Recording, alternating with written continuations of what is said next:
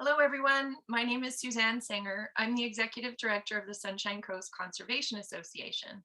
On behalf of the SCCA, Rhizome Up Media, and the Green Film Series, I want to welcome you all to our 5th annual World Oceans Day Festival and our final presentation in our 2022 NEMO Talk series. The SCCA works in the territories of the Squamish, Sechelt, Pliamin, Klahoose, and Homolko First Nations, and I'm zooming in today from Chekwelp, Gibsons, in Atkatsum, Howe Sound. The SCCA is very grateful to the First Nations of this region for stewarding these lands and waters from time immemorial. We honor the reverence the Indigenous peoples have always had for nature and their ancestral and eternal connection with it. It's in this spirit of connection between all life on our planet that we bring you the World Oceans Day Festival. Every year, people all around the world come together to celebrate World Oceans Day. The United Nations designated this day to inform the global public of the impact of human actions on the ocean, to develop a worldwide movement of citizens for the ocean, and mobilize and unite the world's population on a project for the sustainable management of the world's oceans. The theme this year is revitalization, collective action for the ocean. Through the sharing of amazing feature and short films, talks, and boots on the beach events locally, we hope to inspire and connect people on the coast with each other and with projects that are ongoing here and with the global movement to raise awareness of the role our oceans play in our everyday lives and their connection with all living things. The NEMO Talk series specifically aims to link up people with projects and those undertaking them, to bridge between conservation and restoration groups and initiatives on the Sunshine Coast and beyond. Today, we will hear from Danielle Derrick, Marine Conservation Team, Fisheries Management, Department of Fisheries and Oceans, on the Strait of Georgia and Howe Sound Glass Sponge Reef Initiative. The Marine Conservation Team and Fisheries Management at DFO supports the Government of Canada's commitment to increase conservation of Canada's oceans by 25% by 2025, working toward the 30% by 2030 goal.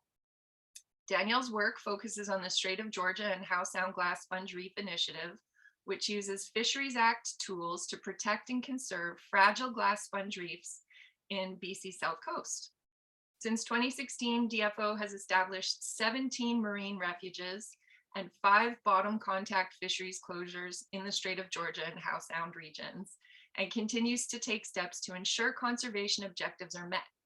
Along with her colleagues, Danielle uses policy and legislation, scientific and socioeconomic information, and coordinates engagement with interested groups to guide their approach to protecting and conserving the glass sponge reefs.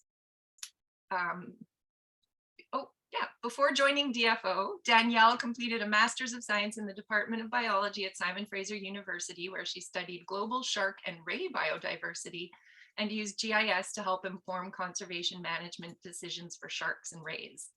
Danielle, I'm going to invite you to share your screen. There you go. Perfect. Thank you. Take it away. Let me know if you can see that. Yep.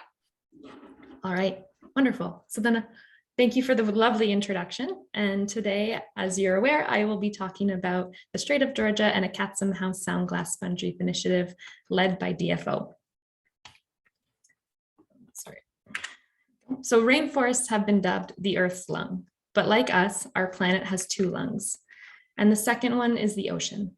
Rainforests and oceans both draw in carbon dioxide from the atmosphere, reducing the buildup of heat-trapping gas that is warming our climate. Both use photosynthetic plants to capture carbon dioxide from the atmosphere and convert it into organic carbon that the plants use to grow.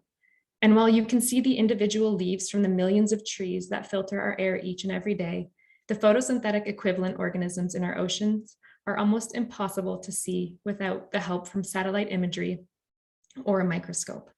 Just imagine what can be going on below the surface of our marine environments that most people never get the chance to see in their lifetime. That is why I am here today, to create wonder and excitement about an organism most people don't even know exists.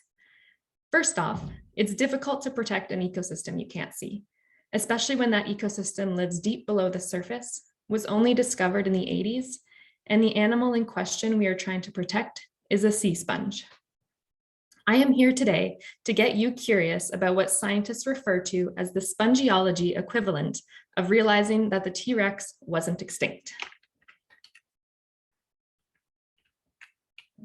And I have a brief outline for what I'll be talking about today, and I'll start off with introducing to you what glass sponge reefs are, followed by what DFO's Strait of Georgia and Akatsum Howe Sound Glass Sponge Reef Initiative is, and the protection measures that have been put in place to date. I'll then follow up with talking about what DFO's conservation and protection team does and how that applies to glass sponge reefs. Finally, I'll finish up with introducing to you to some funding opportunities you can apply to that are focused on conservation and fisheries management on the BC coast, and what you can do as an individual to help protect these fragile and remarkable ecosystems. So glass sponge reefs were originally thought to have gone extinct approximately 40 million years ago until their discovery by Natural Resources Canada in 1987. Although individual glass sponge reefs are found across, glass sponges are found across the world, glass sponge reefs are unique to the Northeast Pacific. The sponges have rigid skeletons that remain after the individual sponge die, and new sponges settle on these skeletons, creating mounds or reefs. These structures are what are unique to the Northeast Pacific, ranging solely within BC and just north into Alaska. Sponge reefs require unique conditions, which may explain their global rarity. They are found only in glacier-scoured troughs of low-angle continental shelf. And these reefs can be up to 19 meters high and over 1 kilometer wide. That is a lot of school buses, to put that into context. There are two types of reef-forming sponge in Howe Sound: the cloud sponge, Afrocalistes vastus, which are the ones in these photos here, and the goblet sponge, Heterocone calyx, which is much more rare to find, hence the lack of photos. So we know glass sponge reefs are incredibly ecologically significant for our oceans, and one of the reasons is because of the vast amount of biodiversity they support, whether that's through providing habitat for over 84 species of fish and invertebrates, some of which are economically important species of rockfish and spot prawns, or by providing essential nursery grounds for juvenile finfish.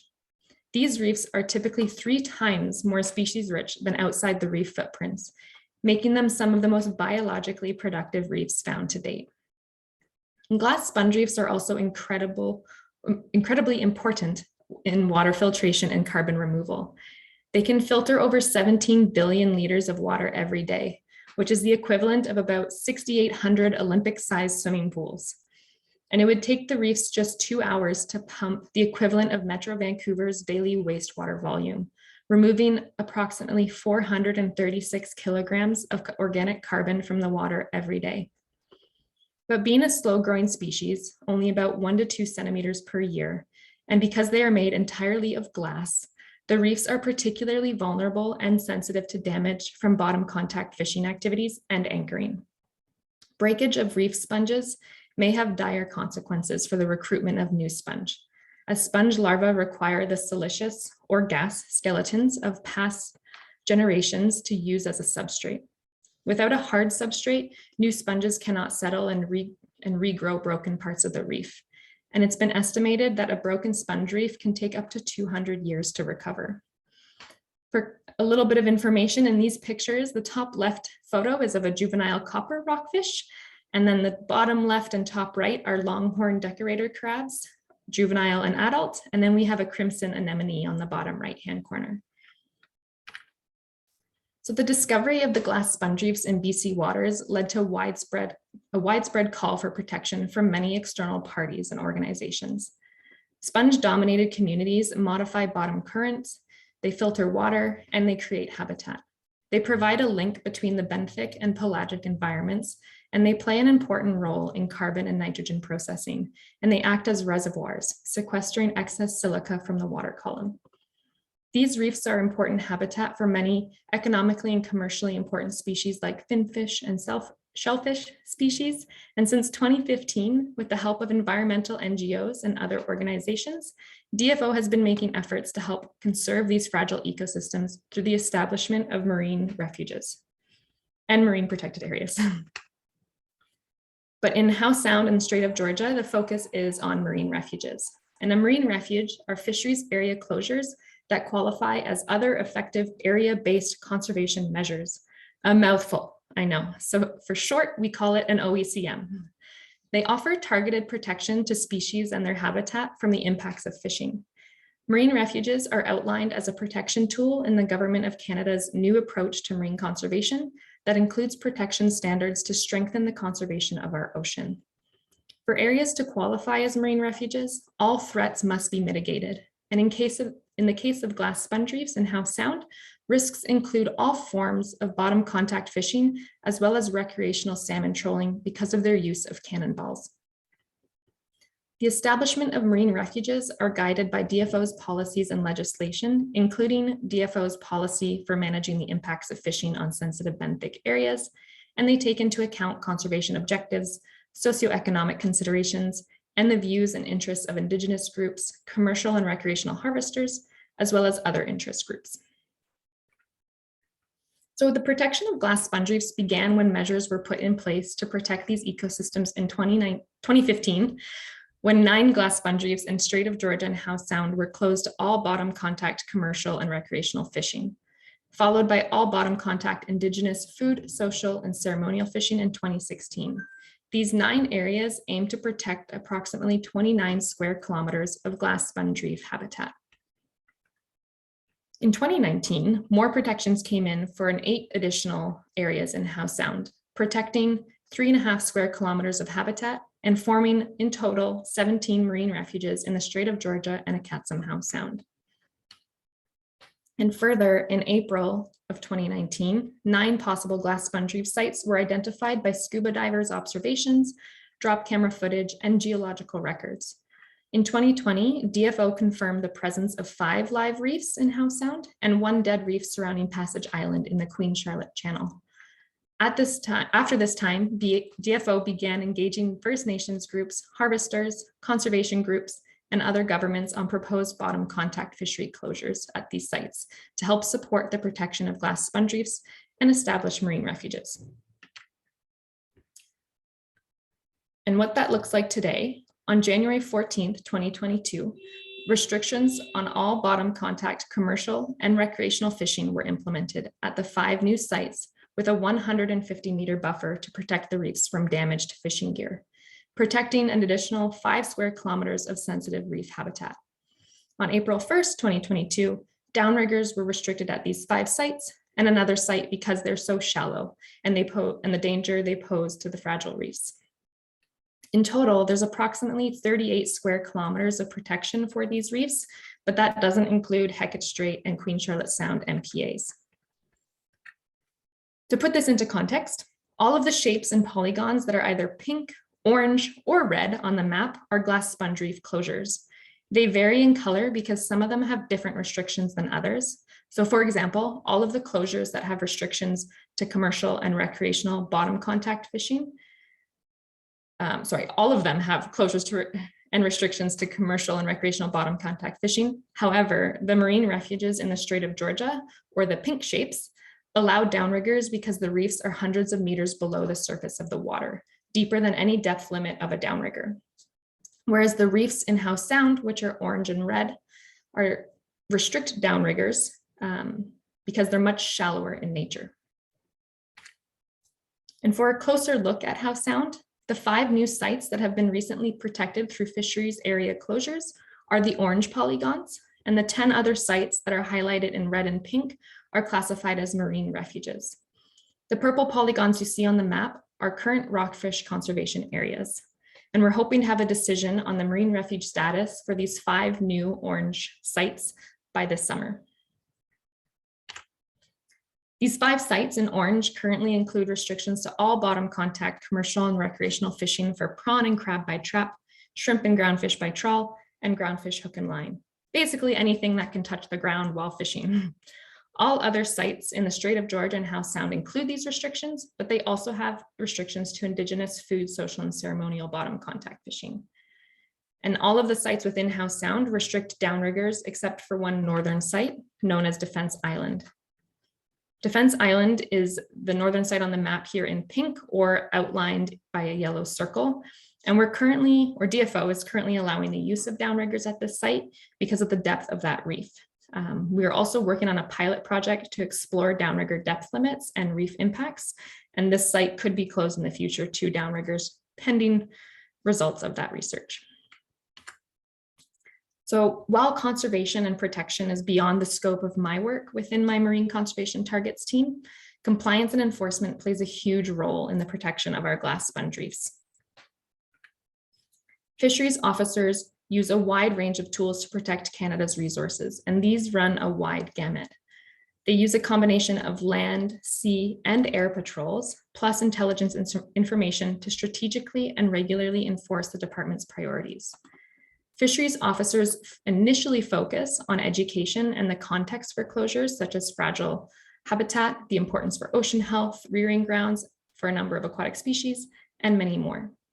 And recreational prohibitions for illegal activity in the sponge reef protected areas can last for months or years, while commercial participation prohibitions can be extremely costly.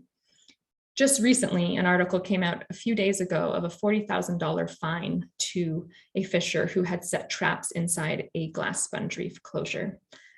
So with the introduction of Federal Contraventions Act, DFO has seen increases in fine amounts over the previous regime by hundreds of dollars and sometimes thousands. Violators are susceptible to seizure and forfeiture of equipment, vehicles, and/or vessels. And in recent years, the department has also seen court-appointed fines in the tens of thousands of dollars. So an important tool that fisheries officers rely on from the public to help these fragile areas is through the observe, record, report line. The tips and information provided via this reporting tool is used to respond to instances where a violation has occurred. It's also utilized to allocate resources and a way for fisheries officers to follow up with the concerned individual. And if you or your organization have some project ideas that can contribute to the conservation and monitoring of designated, proposed, or potential marine protected areas, marine refuges, or other areas that utilize Fisheries Act tools, there are several opportunities available through a new funding program within DFO and my team. So this funding can go towards supporting glass sponge reef conservation and science monitoring, or it can go to other projects as well.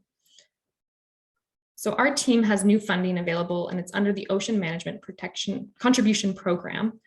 You can apply directly to us, or you can wait for the public call for proposals, which is expected to come out at the end of June. The purpose of this ocean management contribution funding is to support the development and implementation of ocean conservation and management activities in Canada. We administer funding related to fisheries management measures or related monitoring activities, and the program can help fill current gaps for glass sponge reefs, like ecological monitoring, or to assess reef condition over time, and outreach and education within communities. You can also apply if your project focuses on species with conservation needs, or activities potentially posing a threat to species with conservation needs. We also have many other objectives under this program, like advancing research and analyses to fill in important knowledge gaps, develop, enhance, and assess methodologies, protocols, and procedures of programs, and expand and develop education, knowledge generation, and outreach programs. We're working also on facilitating projects to support Indigenous groups and other levels of government to aid in the development and implementation of marine conservation activities. I apologize for the background noise. Someone's loud motorcycle is outside. I will wait like 2 seconds and they will be gone. Okay. So I'd also like to provide you with a brief overview of some of the components DFO is working on and next steps for the Acatsum Howe Sound glass sponge reefs. Our most prominent work is currently focused on establishing the 5 new sites as marine refuges. And then we're working on a communications and outreach plan on glass sponge reefs in the Strait of Georgia and Acatsum Howe Sound area. We're also actively working on pursuing some options to address data gaps, like monitoring glass sponge reefs and developing a long-term management plan. We are also just beginning to revisit the boundary alignment and measures for rockfish conservation areas and glass sponge reefs in Acatsum Howe Sound. Some of you may be aware, but regulations are different for RCAs versus glass sponge reefs, and some of these protected areas overlap with one another, making it really hard for the public to understand what they can and cannot do in these areas. And it also makes it difficult for conservation and protection officers to regulate restrictions. So we are revisiting it through an alignment process to hopefully align management and boundaries with these areas. Lastly, as mentioned briefly before, we are also in the process of developing a pilot project to assess whether depth restrictions are effective management tools for downriggers. And if you are thinking about what you can do as a sole individual to help protect the glass sponge reefs for the long term, there are plenty of options. First and foremost, like many things, know before you go. The same way we learn about the dangers and precautions we need to take when going hiking or camping in the woods, or knowing where we can get gas on a cross-country road trip, we should be taking care to understand our oceanic environment before we go and play in it. Whether that's to go swimming, paddling, fishing, or extravagantly, let's say a cruise, just because we can't see it, it doesn't mean our actions don't have an effect. And the best way to help it is to be educated about the place you're going into. That can be as simple as a Google search, or checking out DFO's Glass Sponge Reef Initiative website that shows you where all of the glass sponge reef marine refuges and fisheries closures are in the Strait of Georgia and Acats and Howe Sound, and the restrictions within them. But for restrictions in the local area, you can also call your local fisheries officers for the most up-to-date information, or check out DFO's fishing guide website that will give you detailed information on all of the closures for recreational fishing in that area. There's also some pretty amazing resources from external parties out there that can also help. The Fishing BC app provides information on specific regions where you're interested in recreational use, like fishing or boating. And the information provided in this app is not limited to glass sponge reefs, but will also provide you with information on all fishing regulations. You can use it for species identification, logging your fishing records, and keeping your fishing license up to date. But first and foremost, all of the biggest impact you can have is just by spreading the knowledge and information about glass sponge reefs so people are aware that they exist. And I know it can be overwhelming on how to best stay informed because there's information everywhere. And with technology today, it's information overstimulation and information overload. But please feel free to reach out to me if you have any questions or concerns, or if you're just interested in glass sponge reefs and want to talk about sponges. I'd be more than happy to chat. And you can reach me by my email or give me a call, and I can provide this information to Suzanne following our conversation. And I can also provide the links to some of the websites and resources I just mentioned above or in previous slides in the chat today. Other than that, I'd like to thank you, and yeah, let me know if you have any questions. That was amazing, Danielle. There's so much work has gone on in the last 5-10 years on the glass sponge reefs. It's just really, really positive what's going on, especially in Howe Sound. So great work. and thank you for really looking at the end, about what people can do. I feel like I didn't know about the BC fishing app. So that's a really cool thing. Yeah. That one is run not by DFO, it's an external organization, but it's an app focused for recreational fishers. And they pull the information from DFO's website to inform people on the app. So that way recreational users can know how best to navigate the waters that they're in, which is very helpful for us because most of the stuff that DFO does, it gets produced on commercial vessels for navigation purposes, but it's a lot harder to reach recreational users with just having a website on an app online. Yeah.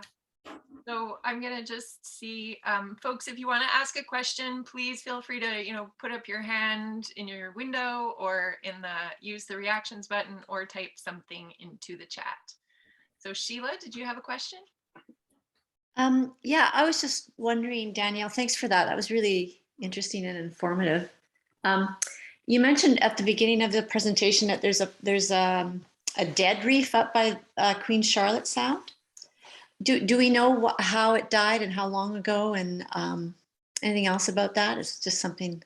We don't know how long ago it died or how. The Queen Charlotte Sound area is very popular location for recreational and commercial fishing. It's also, there's a lot of rockfish there as well. So I would assume that was potentially damaged by fishing vessels or gear. It could have also been a natural death based depending on like sedimentation rates. So glass sponges are known to stop pumping if there's too much sediment in the water column. And then if they're always in this like a rest position, they'll no longer be able to pump water and get nutrients. So if there's too much sediment in the water column, they tend to get choked out. So I'm not exactly sure how they died. It would be interesting to figure out. I don't know how that would happen, but there is the potential that if there's still reef structure that is even dead in those areas, new sponge reef could settle and regrow on there, as glass sponge reefs require previous dead sponge in order to build a new reef. Thanks. And follow-up question? Yeah, of course. Still on the morbid theme. How do the sea sponges react to ocean acidification or changing temperatures? Is there research on that right now? There's a little bit of research. So the unfortunate part with glass sponge reefs is they are very unique and only endemic to BC. And so there's not a lot of research that has been done on them. A lot of work has extrapolated from other sponges and sponge reefs to glass sponge reefs. And the assumption is that they will react similarly. But it's hard to do experiments on these species in situ because they're hundreds of meters below the surface. Or if you take them out of water, we're not sure how well they'll survive. I'm not 100% sure what will happen. I think there's one paper that's been published that says that they are affected by acidification and warming waters similarly to other sponge reefs that will cause them to die. And it makes it harder for them to form their reef structures when the acidity is so high, similarly to other sponge reefs.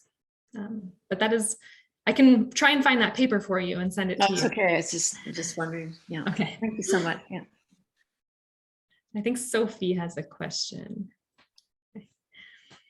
Hi, Danielle, I was wondering, have you seen a big impact from recreational fishing companies on the glass sponge reefs? So there's been a lot of help from MLSS. They are very active in the glass sponge reefs in Howe Sound. Because the glass sponge reefs in the Strait of Georgia are so deep that you can only get to them by ROVs or remote operated vehicles. And that is an incredibly costly method to do research. And so it's hard to keep up to date on the status of those glass sponge reefs, whereas in Howe Sound, a lot of them are more diveable. And MLSS has been providing a lot of imagery of photos that they've captured down there. Most of the recreational damage would be attributed to downrigger use, where they drop a cannonball. It's essentially, I learned, a fishing line that has a cannonball attached to it that goes to a specific depth in order to keep the line at that depth for fishing. And they might drop them deep enough that it would hit a glass sponge reef. And then if they boat, it would drag through the glass sponge reef. So you can notice that in photos, if there's like a deep line through a glass sponge reef, that could be from a cannonball. It could also be from a prawn trap. Those get dropped on the glass sponge reefs as well. And sometimes, even if people are outside of the boundaries of a glass sponge reef, they might drop the trap, but then the current might pull it into the reef. So we are trying to do some work and sedimentation work to understand how big those boundaries should be to accommodate for that error in dropping the trap. And then the only other, maybe not the only other, but one of the other causes that can happen both recreationally and commercially, although it doesn't happen commercially because there's no port anchoring locations in Howe Sound, but recreational fishers, if they decide to drop anchor to go fishing or diving, there is the chance that they might drop it on a glass sponge reef without realizing. Typically, we are thinking that there wouldn't be a lot of anchoring impacts because the current is so strong in Howe Sound. It's hard to anchor, but it doesn't mean that it might not happen. Oh, great. This is all really good information because part of my role is to go out and speak with outdoor recreation businesses. So this is all really good information to include in my workshop. That's wonderful. Feel free to reach out and we can touch base more. I know a lot of our outreach and education work plan that we are currently developing targets recreational users, because they are the ones that are almost information overloaded and don't know where to look, don't know where to get information. And it's like, how can we do that for them? How can we help them go out on the water without having to do an erroneous amount of work to be knowledgeable of what they can do on the water? Awesome. Yeah, I would love to reach out to you and talk more about that. And have you found there's any impacts from recreational scuba divers? So you can get to the reefs by recreational scuba diving. They are past the depth limits of an open water diving license. That doesn't mean that people with an open water don't go past those diving limits. Typically, it would require you to have a relatively good skill set in order to dive at these reefs. And there is the potential that some people go around and might stir up sediment, or they might accidentally hit a reef. I think the probability of that is quite low because of how difficult it is to get to these reefs, even though they are diveable. And I know that there is there is a course you can do that I think, I have to look at the organization that ran it.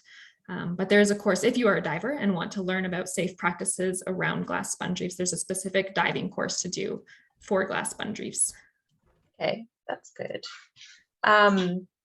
And are there any other recreational activities that are a threat to the reefs? The biggest ones are fishing and boating and anchoring.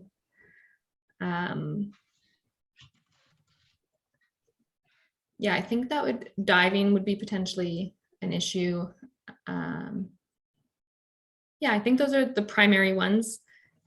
I think it's also great to have people who don't go out on boats or diving or fish, just who might like kayak or canoe, to know about these, because I think it's pretty amazing to be paddling on the water and then just think like, oh my God, 30 meters below me, there's this like giant castle of glass. Yeah. So, even though recreational boaters on kayaks and canoes might not be doing any damage to the reefs, doesn't mean that it'd be cool to know about them existing there. And I know that the Marine Stewardship Initiative is working hard to create an interactive guide on all of the areas of importance within Howe Sound. That includes Indigenous knowledge and Western science to hopefully help people out on the water know what they're looking at or what they're on top of. Whether it's an important area for First Nations or whether it's a glass sponge reef. Awesome. Yeah, I've got a slide in my workshop on glass sponge reefs. So I'll have that for every business, not just the boating ones. That's wonderful. Danielle, I just wanted to, MLSS is the Marine Life Sanctuary Society. This is yes. Glenn Dennison and Adam Taylor and the gang, just for anybody who's watching who didn't know what MLSS is. Yes, thank you for clarifying. Yeah, and the Marine Stewardship Initiative used to be the Marine Reference Guide, and we'll put the links in the comments on YouTube to those, because it's a really cool, amazing resource. Leanne's got her hand up. Yeah, I'm just wondering about how I don't know if DFO can, or how does one go about getting these areas registered on the digital navigation devices so that boaters, and even small boaters like 24-foot sailboats and things like that, are using digital navigation. I don't think anybody has used a paper chart for a zillion years. And yet it seems to me it should be so easy to get these places registered on that data, so when your boat is over one of them. And I've never found any device that has that data on it, and I'm not sure. It just puzzles me. I don't understand. Yeah, that is completely understandable, and you would think it should be a very easy problem to solve that would help lots. I do know that they are included in in navigational charts for commercial boats. So they're all set and ready to go. And then we also, I'm just trying to pull up the two contacts that we send a lot of our digital information to for anything like SRK, Southern Resident Killer Whale closures or glass sponge reef closures. So we're in contact with Navionics, Noble Tech, and Fishing BC app, and they update that information. But if you are knowledgeable of any other forms of marine navigation apps that require updates, I'd be happy to work on that. I do know that the Noble Tech does tend to like to do batch updates, and because DFO changes restrictions on areas quite frequently, they like to wait until there's a lot of them and then they'll do it as a batch. And so sometimes they can be a couple months behind in updates. Okay, well, I think the system that I was the most familiar with, I think, was a Navionics. And but this was a couple years ago, but I'm just thinking sailing across Queen Charlotte Sound, across Hecate Strait, all that area where all these glass sponge reefs are. I know that they're down there somewhere. Nothing was showing up on the navigation information. I'm unaware of when they started when DFO started communicating with these organizations to provide updates. So there may have been a chance that it wasn't active when you were out on the water a few years ago doing that. You send them now regularly when we do have changes, but I also know that both it's quite a bit of data to incorporate, and so sometimes they do wait for big changes to occur and then they'll update the information. But it's a good ping to me to remind me to check in with them and see and make sure that the stuff's been updated. Yeah, it should be on recreational boat stuff because they're the ones more. I mean, I think the commercial people are pretty, well, they kind of have more of a vested interest in a weird way about. They've got more regulations and restrictions, and they've got, I think, bigger consequences if they don't comply. And so because they work for big organizations, those organizations kind of take care of them. But as a recreational fisher, you're responsible for yourself, which can be a little bit harder to know what to do and how to do it. Yeah, and it's also, I think, just an important education thing, because I was we went to Guayhanas, and there were a lot of private boats around in Guayhanas who were American primarily and totally oblivious to glass. And I've been a glass sponge reef fan for a long time. And so I remember when Seapaws was running around with this thing called Stinky, right? A piece of glass sponge reef. Anyway, but those people in Guayhanas didn't have a clue about glass sponge reefs. People hadn't heard of them. And other recreational boaters. And it's a fascinating thing. You know, as you say, you know, we talk about a T-Rex that's still alive. Wow. So I just think that there's so much potential education that can be done through recreational boaters. 100%, I agree with you. And that's a good point I think you brought up, is I'm actually unaware of whether or not US recreational boaters use the same navigation system as those in Canada. So it'd be good to look into that on my part and see if there's any way we can cross collaborate on information sharing. But yeah, it's hard. I think some of the biggest gaps right now are knowledge and awareness for recreational users. There's just so much information out there, whether it's on Southern Resident Killer Whales or glass sponge reefs or rockfish. That's a segue, Danielle, to the SCCA had worked with DFO a few years ago on signage around different species. And I'm wondering about, there's some really great signage in some places, but not in other places. And when we talk about recreational boaters, I think about Gibson's Marina or the Harbor Authority or places like that. So do you I mean, does DFO have a program where you're putting up signage that's really obvious where people can say, okay, I can download the app. Like, you know, there's a QR code and I can download this app that shows me where the glass sponge reefs are. Like, are you guys implementing that kind of thing? So there's one project currently being led by Conservation and Protection at DFO that is to erect these 4-foot by 6-foot no fishing signs by glass sponge reefs. There's 2 proposed spots right now for the first round of implementation, which I think is Halkett Point, Dorman Point and Halkett Reef. Don't quote me on that because I can't remember, but they're big signs that say no fishing. And then they have a QR code on the bottom that is in a changeable QR code. So that way we can update it as required. That would bring them to DFO's initiative website to help inform them a little bit more.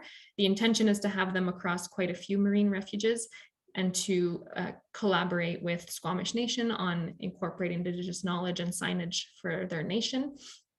And then, so that's Conservation and Protection who are doing that with us, but they're leading it. And then the Marine Conservation Targets team, we're currently working on an outreach and education plan to update posters. And we know that there's some permanent signage at a couple of marinas and wharfs that are on glass sponge reefs, but I don't think they've been updated since 2014, 2015. And so those are requiring an update. And so we're working on doing that and whether or not we should also incorporate RCA information on those signages. So there, hopefully in the next year or two, there'll be more information on how we're going to approach outreach and education, but definitely more signs and information sharing and ways to access the information that will be easier. And we will be looking to collaborate with groups in these areas. Good. We would like to collaborate with you. I don't see any other hands up right now. So I did have some questions around enforcement. So there was that letter zooming around in Howe Sound about illegal prawning and the impacts on the reefs. And then you talked about all these different ways that DFO has funding to collaborate with community groups. And we know that the federal government often works with First Nations to do guardians programs, that there's this huge gap in enforcement, you know, over the years. So I'm just curious, can community, so are you funding enforcement in sort of different ways now where it's not just like DFO staff out there, you know, watching what's going on, or is there more staff, or what's the status on that? Yeah, so I can't speak too much to the enforcement side because it's not my area of expertise. And so I don't know the ins and outs of what's occurring on that side. I do know that the DFO does pursue enforcement through different ways, whether that's aerial surveillance of being able to see where traps are in the water or on the water surveillance. And then they also are able to go, if they aren't able to be on the water, they can use reported infractions, provided there's enough information and evidence to pursue those potential infractions with an individual or a commercial fishery. They do have a new program that focuses on marine conservation targets. And so they're working on how they're going to be allocating that funding to support protection on the water. But in terms of more officers and all of that, I'm not sure what the decision is on that point, as I kind of focus on the management side, and then they focus on the conservation and protection side. But if you do have specific focus questions, I can definitely get you in touch with my 2 colleagues that I keep in touch with regularly, if you'd want to ask them more specific things that they'd be able to answer a little bit better. Awesome, thank you. No worries. The other one is the pilot project around defense islands. So as a conservationist, you know, my flags go up when I'm like, shouldn't there be like full closure around even though it's deep and you're not thinking that they'll be impacted by the, you know, the big, I forgot the name of the vessel. The cannonballs? Yeah. So I guess, could you talk a little bit more about the pilot project? Yeah, so DFO engaged in First Nations, stakeholders, commercial recreational fishers, NGOs, all of that during the process of protecting these 5 new reefs. And within that process, DFO has to consider a lot of different components like socioeconomic impacts, environmental impacts, long-term management strategies. And within there was a lot of concern brought up by recreational fishers about taking away the ability to use downriggers because they have increased tracking technology of being able to adjust the depth at which the downriggers are set based on being able to track the bottom water column, and that you can set specific depth limits to downriggers. And so by bringing up that concern, DFO is mandated to address the concern. And in order to address it appropriately, we are doing a pilot project at hopefully doing a pilot project at the Defense Island site, which is a lot deeper than any of the other glass sponge reefs in Howe Sound. And I believe it's deeper than any downrigger can go currently.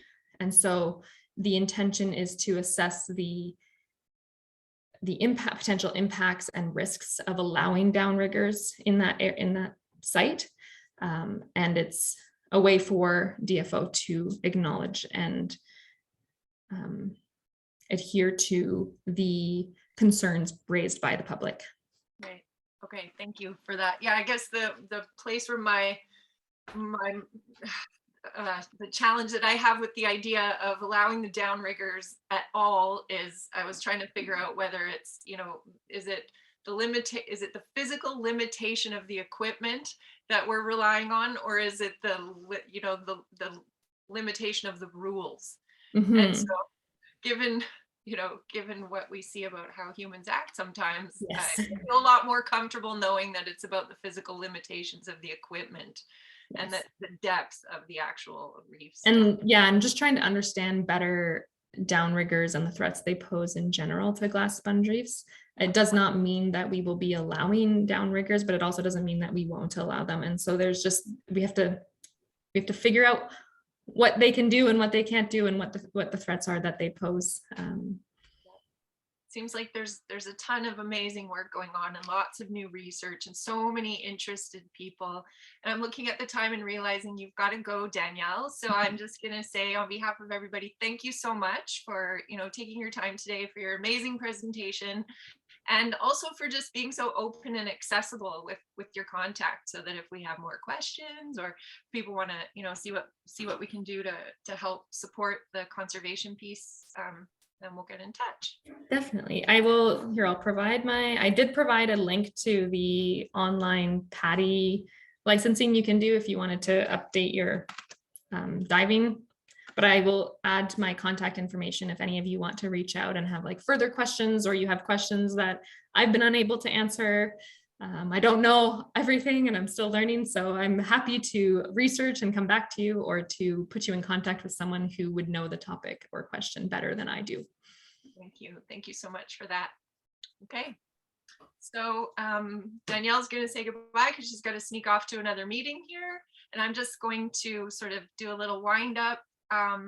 This is our last NEMO talk of the series for our World Oceans Week festival. So we've had an amazing series of talks, and so many people involved in these epic conversations that are coming out of these talks. The groups haven't been huge, but the conversations have been really cool, and lots of connections being made between people and groups and government, and ideas about how we can take action for ocean conservation. So it's been really inspiring. We're just really grateful to everybody who's come out, and all of our presenters and our team, the World Oceans Day Working Group, Rhizome Up Media, Billy Carroll, the District of Seashalt, and the Sunshine Coast Conservation, Credit Union for funding us, which is crucial. So, without everybody's participation with this, just, we wouldn't have been able to do it. We've still got an amazing body of information, videos, films. We've got the short films that will stay up year-round forever on this amazing resource of a website that we've got at worldoceansday.scca.net. Also, until the end of today, we've got Sonic Sea.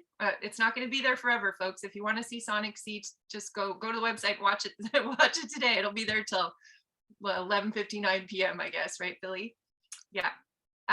So yeah, just want to say thanks to everybody again, and we'll see you next year. Take good care.